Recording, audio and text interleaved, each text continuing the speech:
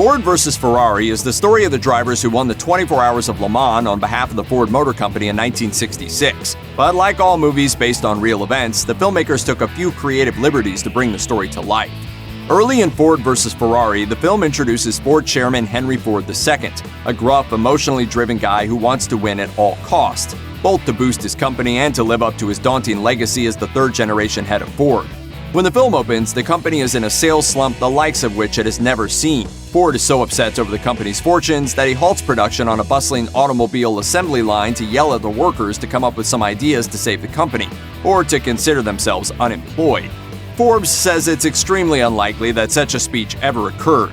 It's a bit of dramatic fabrication to demonstrate Ford's personality and to set the plot in motion as quickly as possible. It's just not plausible that Ford II, the guy at the top of the company food chain, would deign to address the rank and file. If he felt such a speech was necessary, he would have designated the job to one of his many assistants.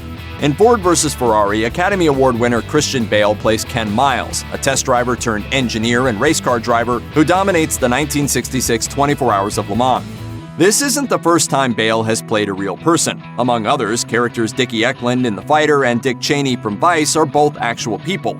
And whether real or fictional, Bale tends to disappear completely into his roles, gaining or losing tremendous amounts of weight and adopting the perfect accents, even if it's just the threatening growl of After Dark Justice. I'm Batman.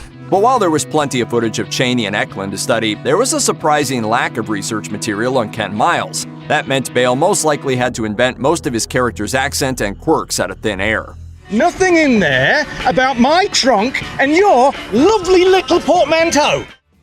In Ford vs. Ferrari, car developer Carroll Shelby and driver Ken Miles first meet during a rollicking day at Willow Springs Raceway in California, and the relationship gets off to a rocky start.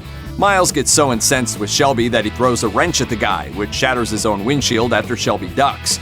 Before long, these two are engaged in a knockdown, drag-out fistfight.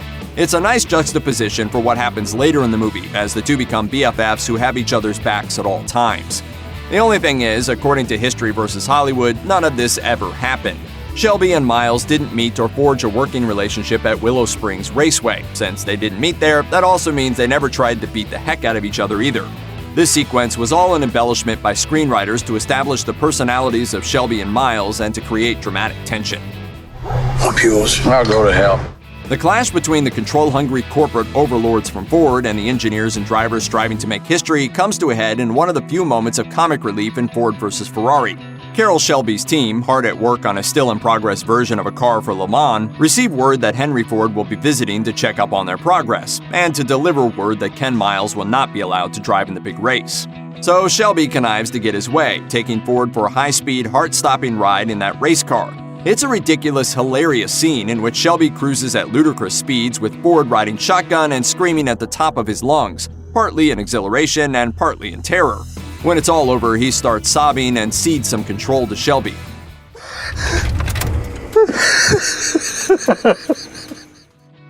This is all pure movie magic, however. Forbes says there's certainly no way that Shelby would have been allowed to take the head of a company out for a spin without any safety precautions. While the title Ford vs. Ferrari implies a rivalry between Henry Ford and Enzo Ferrari, the film is actually about the Ford company's push to beat Ferrari's company in an important race. Nevertheless, the specter of the European automotive genius hangs over the whole film, and he makes a conspicuous appearance during the movie's primary climactic set piece, the 1966 Le Mans race. After the Ford company shockingly proves legitimate, Ferrari quietly and symbolically walks away, but not before locking eyes with Shelby and giving a torch-passing head nod of approval. While that's a powerful cinematic moment, it's just that. Enzo Ferrari didn't congratulate Shelby at the Le Mans in 1966 because, as History vs. Hollywood points out, he didn't even attend the race that year. Pretty much all sport movies end with the hero winning the big game or the big race. Throughout these dramatic final scenes, the film cuts to shots of the protagonist's loved ones anxiously watching the events unfold, cheering them on nervously from either the stands or watching on TV. Ford vs. Ferrari employs the latter narrative device. As Ken Miles cruises to glory in the 1966 Le Mans, his wife and young son watch the race via a satellite broadcast on their small, quaint, black and white, vintage mid-century TV set. But there's just no way that happened. The first live international satellite broadcast, a variety show called Our World, which featured the Beatles playing All You Need Is Love, was staged in 1967, which obviously went down after the 1966 race. Movies need dramatic tension. It keeps the audience interested, and it keeps the stakes high so that when there's a resolution, it provides satisfying closure to the story. In Ford vs. Ferrari, a big source of that simmering push and pull is the relationship between the prim and proper Ford Executive Board Collective and Carroll Shelby regarding the employment of test driver Ken Miles.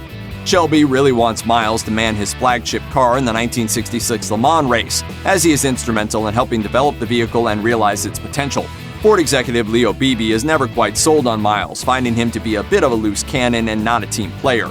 Back in the real world, according to History vs. Hollywood, Ford wasn't much against Ken Miles. Miles raced for Ford in multiple races, including the Le Mans in 1965, just a year before the historic one in 1966.